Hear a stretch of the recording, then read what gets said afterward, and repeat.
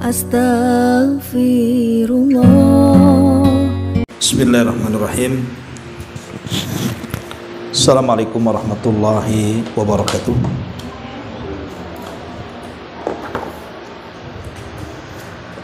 Alhamdulillah wassalatu wassalamu ala Rasulillah wa ala alihi wa sahbihi wa mawalah wa la hawla wa la quwata illa billahi wa ba'd.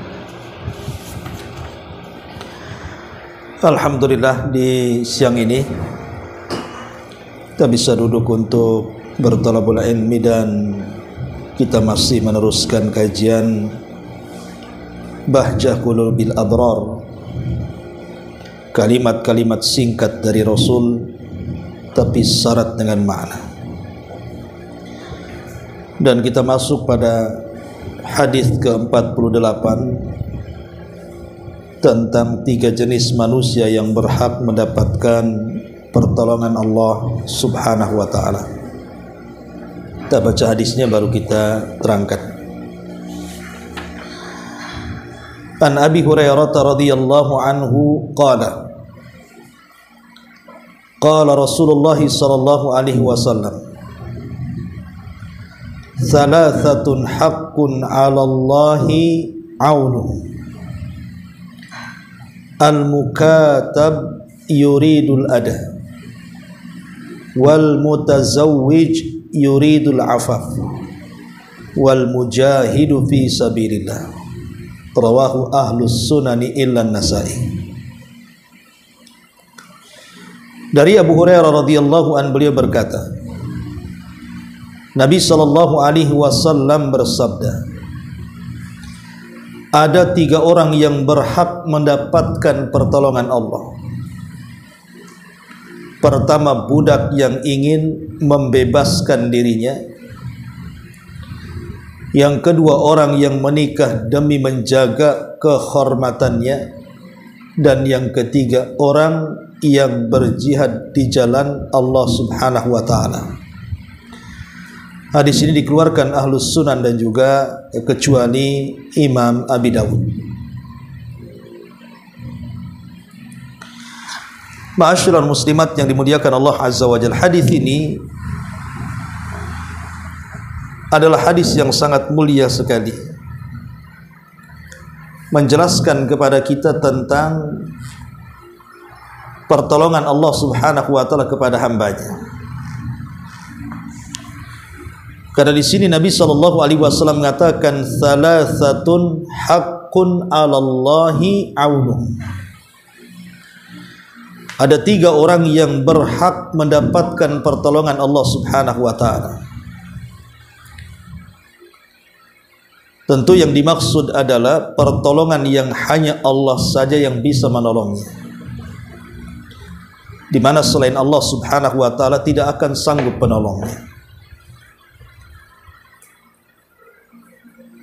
Dan yang dimaksud pertolongan di sini artinya kemudahan dalam rizki. Jadi Allah Subhanahu wa ta'ala akan menolong hamba-hambanya dengan memudahkan rizki mereka. Dan Allah Subhanahu wa ta'ala berfirman, wa fis sama'i rizqukum wa ma tu'adun. Dan di langit terdapat rizki-rizki kalian dan apa yang dijanjikan Allah kepada kalian. Artinya Allah Subhanahu wa ta'ala punya cara untuk menolong kita dengan cara-cara yang hanya Allah yang tahu. Yang jelas bahwa 3 kelompok ini pasti ditolong, dimudahkan usahanya, dimudahkan rizkinya, dimudahkan hidupnya dan jalannya. Siapa mereka ini? Pertama, Nabi sallallahu alaihi wasallam mengatakan al-mukatab yuridul ada. Al-mukatab yuridul ada maksudnya adalah budak yang hendak memerdekakan dirinya. Mungkin di zaman sekarang mungkin perbudakan tidak ada. Tapi di zaman Nabi sallallahu alaihi wasallam ada perbudakan. Dan pasti nanti di akhir zaman pun akan terjadi perbudakan apabila terjadi perang antara negara Islam dengan negara kafir. Lah kita tahu bahwa kalau ada seorang budak dia ingin bebas dari majikannya, dan kebebasannya itu dia gunakan hanya untuk memperlancar ibadah dia kepada Allah. Sebab kalau seandainya dia masih berada di majikannya, berarti kan masih ada hak dia kepada majikannya. Dia harus bekerja kepada majikannya, dia harus nurut kepada majikannya, sehingga dia belum bebas. Sehingga dia ingin bebas, betul-betul bebas, tidak dalam kondisi dikuasai orang lain, supaya lebih mudah beribadah kepada Allah Subhanahu wa ta'ala. Akhirnya dia pun melakukan perjanjian dengan majikannya bahwa saya ingin bebas, kira-kira saya harus bayar berapa. Akhirnya majikannya pun menyetujuinya bahwa engkau harus membayar sekian dan sekian. Maka budak ini kemudian berjanji untuk membayar, dan dia pun keluar dan bekerja. Tentu tujuannya bukan kabur, tidak.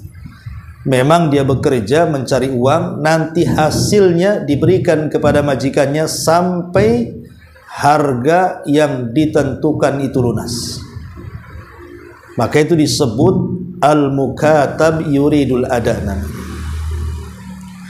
Lah kalau memang niat diikhlaskan Allah Subhanahu wa ta'ala, terlepas dari perbudakan manusia, dan ia hanya ingin menjadi hamba Allah Subhanahu wa ta'ala semata sehingga dia bebas beribadah kepada Allah Azza wa Jal, maka mukatab seperti ini akan dimudahkan rizkinya.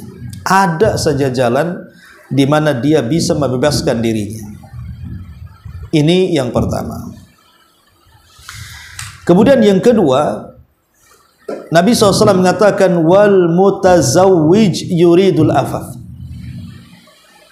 dan orang-orang yang menikah demi menjaga kehormatan dirinya. Kita akhirkan pembahasan ini karena panjang. Kita langsung yang ketiga, wal mujahidu fi sabilillah, dan orang yang berjihad di jalan Allah Subhanahu wa ta'ala. Orang yang berjihad di jalan Allah Subhanahu wa ta'ala tentu macam-macam bentuknya. Ada yang berjihad itu maksudnya berperang melawan musuhnya dengan mengangkat senjata. Ada yang dimaksud jihad di sini maksudnya bil ilmi wal bayan, dengan ilmu dan keterangan. Artinya berdakwah, mencari ilmu, kemudian setelah dia cerdas, kemudian dia dakwahkan ilmunya. Lah orang-orang ini akan ditolong oleh Allah Subhanahu wa ta'ala dengan caranya tentunya. Walaupun suaminya meninggalkan keluarganya dalam rangka berjihad, boleh jadi mungkin berbulan-bulan atau mungkin bertahun-tahun, tapi keluarga yang ditinggalkannya akan Allah Subhanahu wa ta'ala jamin kehidupannya. Makanya keluarga para mujahidin walaupun ditinggalkan suaminya, maka kehidupannya Allah mudahkan. Ya, karena mereka sudah dijamin rizkinya oleh Allah Subhanahu wa ta'ala karena jihad suaminya.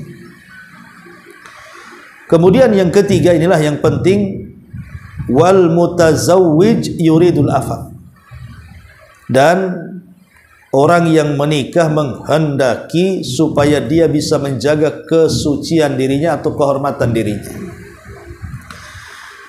Ma'asyiral muslimat yang dimuliakan Allah Subhanahu wa ta'ala. Dan yang ini adalah yang paling berat, kata para ulama. Menjaga kehormatan itu lebih berat dibandingkan seorang budak yang hendak memerdekakan dirinya atau seorang mujahid yang berangkat jihad untuk berperang. Kita tahu bahwa yang menghilangkan kesucian atau kehormatan seseorang itu ketika seseorang melakukan fahsya. Fahsya itu artinya hal-hal yang buruk bagi dirinya, seperti berzina atau melakukan amalan seperti kaum Lut, atau diistilahkan dengan LGBT dan yang semacamnya. Karena perkara-perkara ini bagian daripada dosa besar. Jadi zina itu bagian daripada dosa-dosa besar. Walaupun sebenarnya bagi orang yang diberikan taufik oleh Allah Subhanahu wa taala tobat dari zina itu mudah sekali.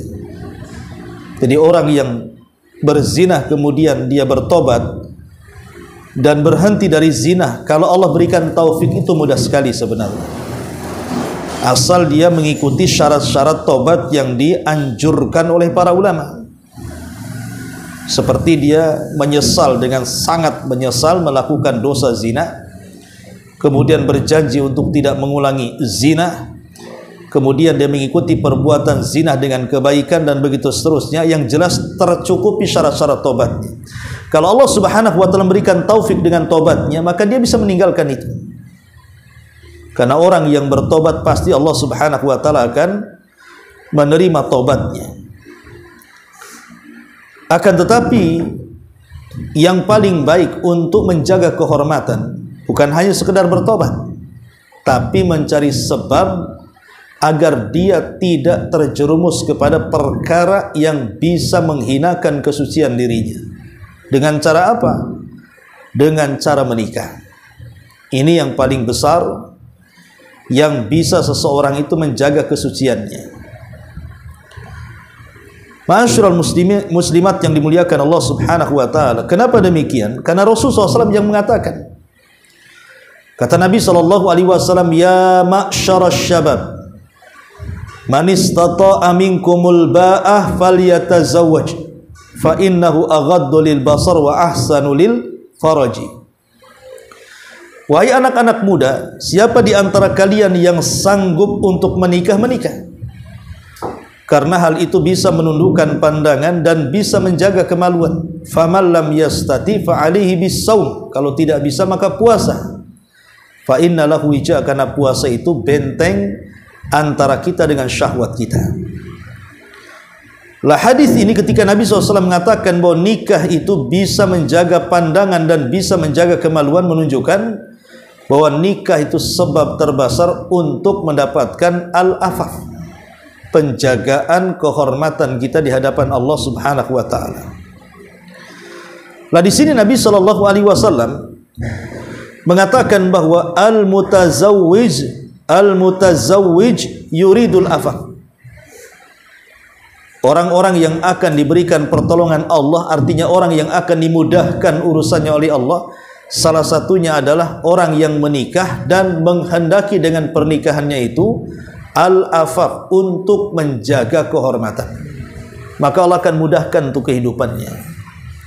Dengan syarat ya Bu ya, ketika menikah itu memang niatnya menjaga kehormatan, bukan niatnya itu supaya nikahnya itu dikenal orang, hura-hura, banyak seremonialnya dan begitu seterusnya. Nah, itu boleh jadi setelah menikah malah banyak hutang kan gitu. Bukannya makin kaya makin banyak hutangnya. Karena di masyarakat Bu, umumnya terutama orang-orang awam, kadang-kadang naudzubillah ya, mereka nikah itu sampai bukan jutaan lagi, sudah ratusan juta, bahkan sebagian mereka sampai miliaran kan, dengan sewa gedungnya, dengan sewa artisnya, dengan sewa-sewa yang lainnya. Terkadang di antara mereka sampai menghutang tuh. Menghutang itu bukan sedikit, sampai ratusan juta tuh. Berhari-hari kan acaranya kan. Padahal sebenarnya nikahnya sebentar saja kan. Orang akan nikah itu kan tidak lebih daripada 10 menit saja. Yang penting di situ ada ijab kabul antara wali dengan calon mempelai laki-laki, ada mahar, ada saksi, selesai kan Bu. Tapi kenapa kemudian dibuat acara besar-besaran seperti itu? Sampai di antara mereka itu ada yang berhutang. Hutangnya itu sampai besar sekali. Setelah menikah baru terasa dia punya hutang kepada si fulan, hutang kepada ini, hutang kepada itu. Akhirnya selama pernikahan hanya sibuk melunasi hutangnya. Lah kalau seandainya kemudian dia mengatakan, mana kata Nabi SAW kalau sudah menikah akan dimudahkan rizkinya. Ini tidak, malah disyaratkan rizkinya, susah pula bayar hutang. Karena Anda menikah itu menyelisihi hadis Nabi. Coba kalau seandainya dalam menikah itu ya biasa sajalah, ya apa namanya, sederhana saja. Yang penting ada calon mempelainya, ada walinya, ada saksinya. kemudian undang orang-orang di sekitarnya, ya ala kadarnya. Yang jelas tujuan menikah itu dia terbebas dari zina, dia terbebas dari homoseksual dan yang semacamnya, itu ya. Insya Allah setelah menikah itu pasti berkah, pasti Allah akan mudahkan urusannya.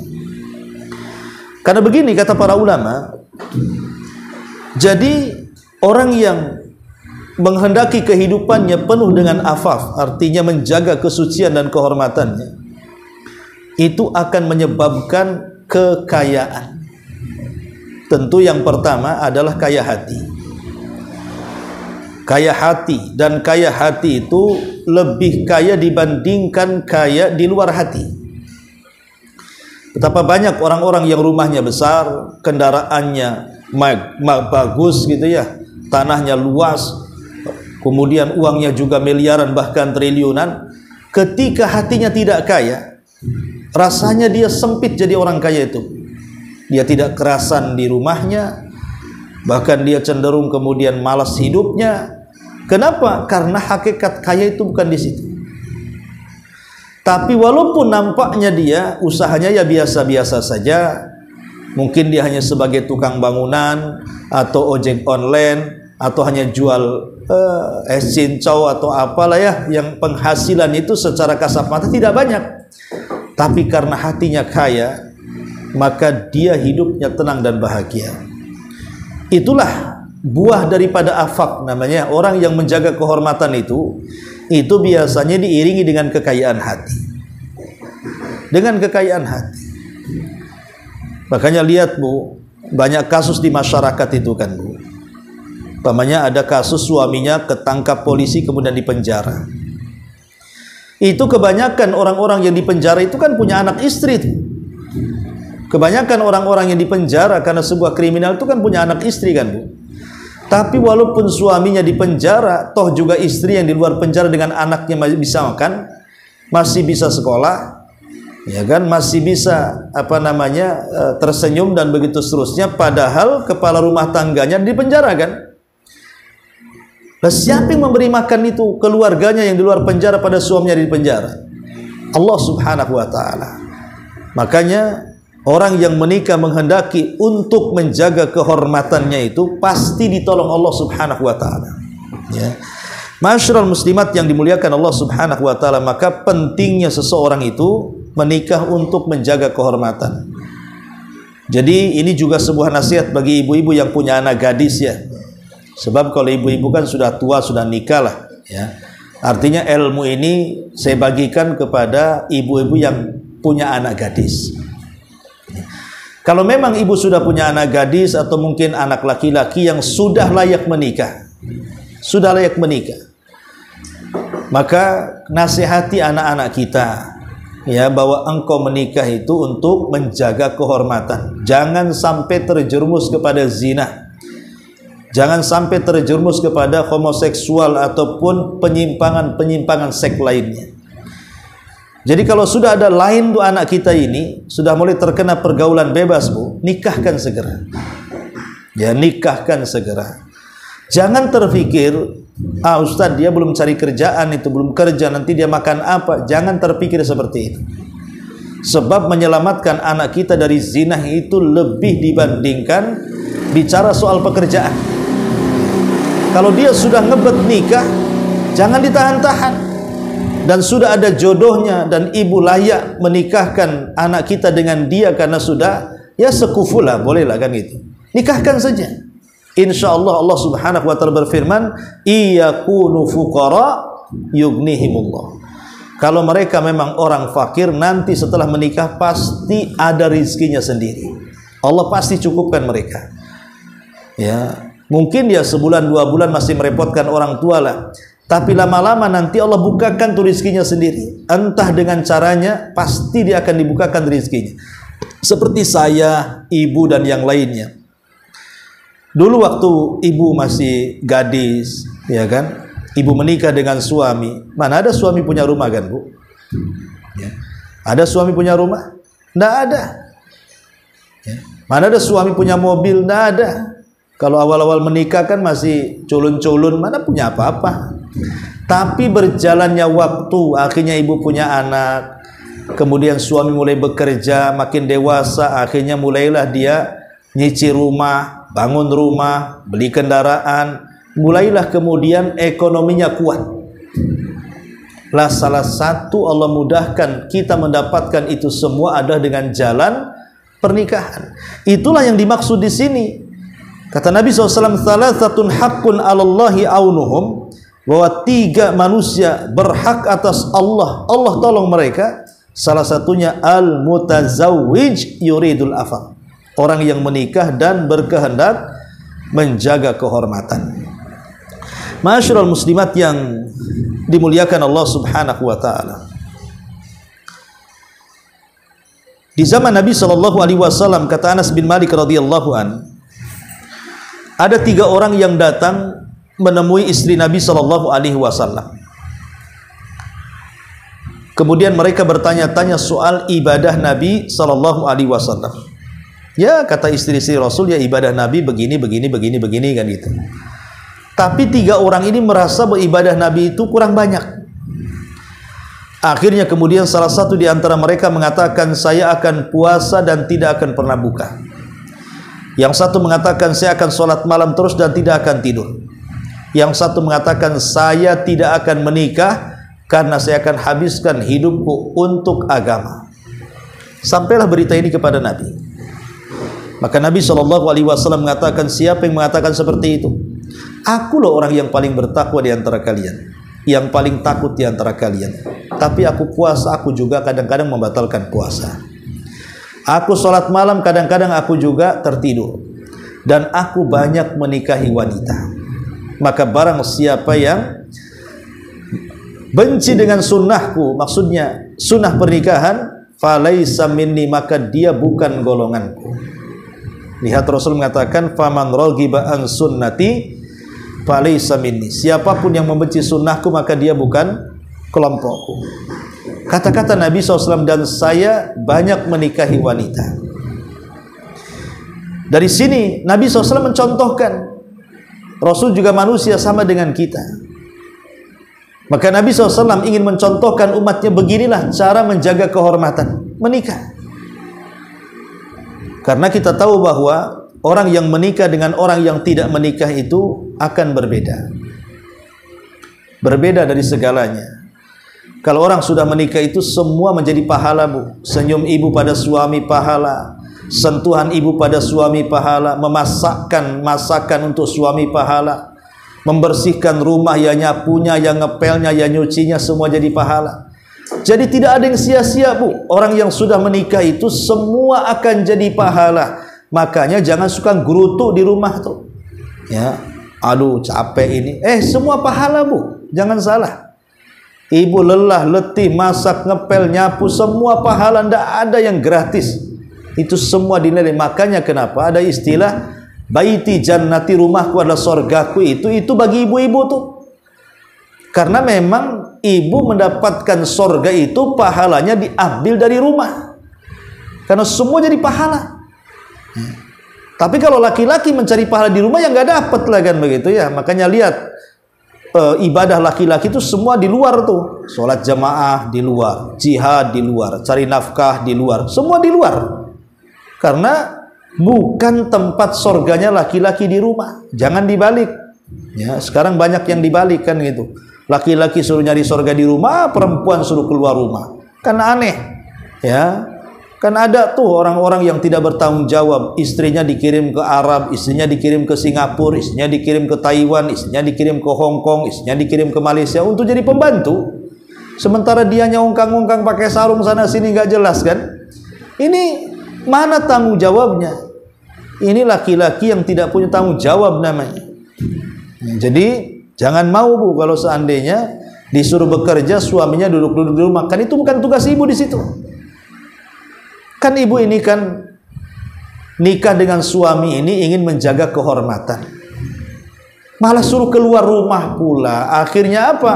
Ketika dunia sudah dibalik menyelisih agama, lihat apa yang terjadi. Akhirnya banyak kan istri-istri yang dikirim jadi TKI di luar negeri itu akhirnya selingkuh. Ini suami-suami yang ditinggal istrinya akhirnya selingkuh juga. Akhirnya selingkuh-selingkuhan kan, yang di sono selingkuh, yang di sini pula selingkuh. Ya, itu mungkin jangankan ibaratnya jauh-jauhan lah kan. Yang satunya di negeri mana, yang satunya di negeri mana. Kadang-kadang satu rumah dia bisa selingkuh. Macam mana pula yang jauh-jauh itu?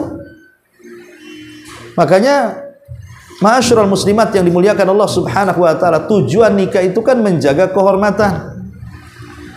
Makanya tugas seorang wanita itu litazayyun, supaya menghias diri. Seorang tujuan wanita itu kan, tujuan suami menikahi ibu itu apa coba? Bu, laki-laki itu kalau ditanya, ya, tujuan menikah laki-laki dengan wanita itu cuma satu, ingin menyalurkan hasrat seksual dia, supaya jangan berzina. Suami itu lelah, letih, capek dari pagi, siang, sore, malam, kemudian pulang, itu tujuannya satu, supaya dia terhindar dari perzinahan. Pulang ke rumah itu dia bisa menyalurkan syahwatnya. Ya. Maka ibu harus paham itu tujuan menikah di situ. Tujuan menikah di situ, jaga suami jangan sampai dia berzina di luar. Ya, dengan cara merawatnya, ibu harus pandailah berdandan gitu ya depan suami, menarik suami gitu. Masa kalah dengan pelacur di luar? Ya. Artinya bahwa bukankah apa yang ada pada mereka juga ada pada ibu? Makanya kenapa Rasul mengatakan, apabila engkau laki-laki melihat wanita di jalan dan kau tertarik, segera pulang. Karena yang di rumah juga memiliki hal yang sama dengan yang kau lihat di luar sana. Itu tujuannya nikah itu kan untuk menjaga kehormatan. Jangan sampai kemudian suami ini justru melampiaskan perkaranya di luar karena tidak mendapatkan kepuasan dalam rumah. Dan itu banyak yang terjadi yang seperti ini. Ya, walaupun pamannya ada juga yang memang dia laki-laki gatal kan itu ya. Istrinya sudah berusaha keras untuk melayani suaminya, dasar si gatal ini dia malah menggaru di luar. Ada juga yang seperti itu. Yaitu mudah-mudahan diberikan taufik lah kan. Tapi umumnya kan, kalau laki-laki terpenuhi hasratnya di rumahnya, dia tidak akan cari di luar rumah. Karena memang tujuan nikah itu untuk itu. Maka Nabi SAW mengatakan, maka 3 kelompok yang akan dijaga atau diberikan pertolongan oleh Allah Subhanahu wa taala adalah yang menikah dan pernikahannya menghendaki menjaga kehormatannya. Sebab kalau seandainya logikanya begini Bu ya, kalau suami itu sudah mendapatkan hasratnya, maka cara berpikirnya juga berbeda Bu. Ya, suami kalau sudah hasratnya tersalurkan, dia lebih tenang hidupnya, lebih bisa berpikir. Dia tidak akan kacau kehidupannya. Tapi kalau hasratnya tidak tersalurkan, makanya kenapa Nabi SAW mengatakan, idza da'a ar-rajulu imra'atahu ila firashihi fa'abat la'anat hal malaika hatta tusbih. Apabila seorang laki-laki mengajak seorang wanita untuk berhubungan, kemudian dia menolak sampai akhirnya si laki-laki itu murka dan marah, maka Allah akan kirim malaikat untuk melaknat wanita itu sampai subuh. Karena biasanya kalau tidak tersalurkan syahwatnya atau hasratnya, maka emosinya akan meledak-ledak Bu. Itu akan mempengaruhi cara berpikir dia, cara kedewasaan dia, cara mencari rizki dia, itu akan terpengaruh semuanya. Makanya wajar di sini Nabi SAW mengatakan, al-mutazawwij yuridul afaf. Ya, seorang yang menikah yang menghendaki dengan pernikahannya itu membersihkan dirinya, menjaga kehormatannya. Ya. Ma'asyiral muslimat yang dimuliakan Allah Subhanahu wa taala, dan di dalam Al-Qur'anul Karim sudah jelaskan Bu, ayat yang kalau ibu datang ke pernikahan, biasanya ada ustadz berceramah, selalu disinggung ayat ini. Apa ayatnya? Allah Subhanahu wa taala berfirman, "Wa min ayatihi an khalaqalakum min anfusikum azwaja litaskunu ilaiha wa ja'ala bainakum mawaddatan wa rahmah inna fi dzalika laayatin liqaumi yatafakkarun." Dan dari tanda-tanda kuasa Allah Subhanahu wa taala, Allah jadikan kalian berpasang-pasangan. Itu fitrah. Menikah itu fitrah. Karena manusia itu harus berpasang-pasangan. Karena manusia itu kalau hidup sendirian, laki-lakinya sendiri, perempuannya sendiri, selamanya tidak akan tenang hidupnya. Karena Allah Subhanahu wa taala sudah memfitrahkan ketenangan itu dengan dipasang-pasangkan antara laki-laki dan perempuan. Makanya ayat setelahnya Allah mengatakan wa ja'ala bainakum mawaddatan wa rahmah, dan Allah jadikan setelah kalian berpasang-pasangan itu mawaddah, perasaan cinta, warahmah, dan perasaan sayang. Dari mana coba perasaan ini muncul? Terkadang kan ada orang yang menikah itu dijodohkan. Dari mana perasaan cintanya yang dijodohkan? Dari mana perasaan sayangnya kok dijodohkan? Allah yang akan memasukkan perasaan itu. Buktinya orang yang dijodohkan awet dia. Ada yang sampai puluhan tahun, sampai punya anak, sampai punya cucu tuh. Siapa yang kemudian melanggengkan keduanya kalau bukan karena Allah? Kemudian mulailah dibangkitkan perasaan cinta dan sayang. Ya. Dan Allah Subhanahu wa taala katakan wa ja'ala bainakum mawaddatan wa rahmah inna fi dzalika laayatin liqaumin yatafakkarun. Karena yang membuat ketenangan itu adalah adanya cinta dan adanya sayang, dan itu dengan cara masing-masing suami istri menjaga kehormatannya, Bu. Ibu jaga hak selaku istri, si bapak jaga hak selaku suami. Ya. Kalau masing-masing suami istri itu menjaga haknya, apa yang harus dilakukan? Maka akan terciptalah mawaddah warahmah itu.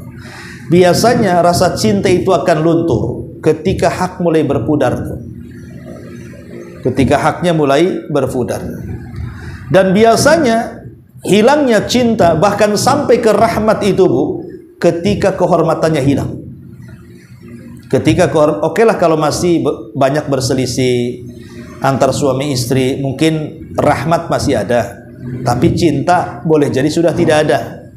Atau dengan lamanya menikah, ibu sudah tidak secantik usia 25 tahun karena sudah 50 tahun, ngaca pun udah malas. Boleh jadi mungkin suami udah mulai itu tak cinta lagi, tapi kan rahmat tidak mungkin hilang. Ya, mungkin mau bercerai pun mikir-mikir juga kan gitu, lihat anak, lihat cucu, tak jadi cerai kan. Tapi ada perkara, Bu, yang bisa menghilangkan dua-duanya. Cinta bisa hilang, rahmat juga bisa hilang. Kapan itu? Ketika terjadi pengkhianatan. Ketika terjadi pengkhianatan yang mengakibatkan khianat ini melanggar tujuan pernikahan, menjaga kesucian dan kehormatan. Si suami selingkuh, si istri selingkuh, itu sudah nggak ada kasih sayang dan rahmat biasanya. Betapa banyak seorang istri ketika melihat suaminya selingkuh, dia nggak ada rasa lagi. Saya udah nggak ada rasa sama suami saya, Ustaz, katanya. Kenapa? Entah, pokoknya ingin pisah aja rasanya itu. Nggak ada lagi sayang-sayang. Udah, kita anggap kawan bukan suami. Apalagi seorang suami, apalagi diselingkuhi oleh istrinya. Oh, itu marahnya luar biasa itu, karena kehormatannya hilang di situ. Makanya kalau sampai hilang tujuan nikah ini, bukan hanya mawaddah yang hilang, tapi rahmat juga sampai hilang. Makanya kenapa di sini Nabi SAW mewanti-wanti soal niat pernikahan itu. Kita yang sekarang sudah menikah, yang sudah bertahun-tahun menikah, dah lama pun kita menikah, tidak apa-apa, kita kembalikan niat kita bahwa tujuan kita itu menikah. Ya, bilang sama suami atau suami sama istri, tujuan kita menikah itu untuk menjaga kehormatan. Maka dari situ jagalah pernikahan dengan cara ambil hak-hak yang memang sesuai dengan tujuan nikah. Contoh mamanya ibu mulai lagi, ya mungkin tadinya malas dandan, mulai berdandan kan itu, mulai merayu suaminya, mulai ya pokoknya semangat lagi. Saya sudah tua, tidak apa-apa, sudah tua, apa masalahnya dengan tua? Ya, kalau suami lebih tua maka bahkan ada pubernya lagi tuh kalau suami itu, Bu. Hati-hati, suami kalau sudah 40 tahun ke atas, 50 tahun, itu pubernya lebih daripada 20 tahun, Bu. Kalau ibu tak pandai-pandai jaga suami, bisa hilang suami itu. Ya, makanya di sini menjaga kehormatan itu bukan di waktu awal nikah saja, bahkan sampai tua tetap harus menjaga. Lah kalau kita betul-betul menjaga niat daripada nikah, menjaga afaf, kehormatan diri, maka Nabi SAW mengatakan salasatun haqqun 'alallahi aunuhum. Ya, 3 perkara yang Allah pasti akan menolong mereka. Apa itu? Al-mutazawwij yuridul afaf, orang yang menikah dan niat pernikahannya untuk menjaga kehormatannya. Wallahu a'lam bishawab. Ini diantara keterangan singkat dari hadis ke-48. Silakan Bu, kalau ada yang bertanya kita buka tanya jawab sebelum kita tutup dengan doa kafaratul majlis.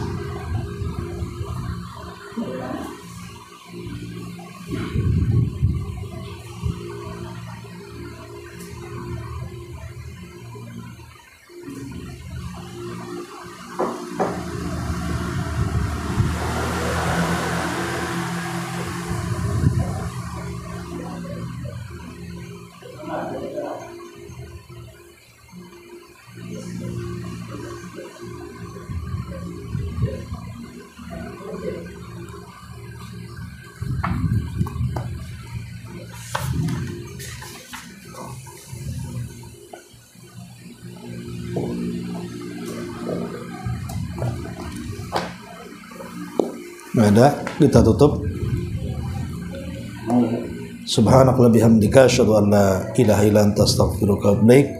Allah ta'ala. Assalamualaikum warahmatullahi wabarakatuh.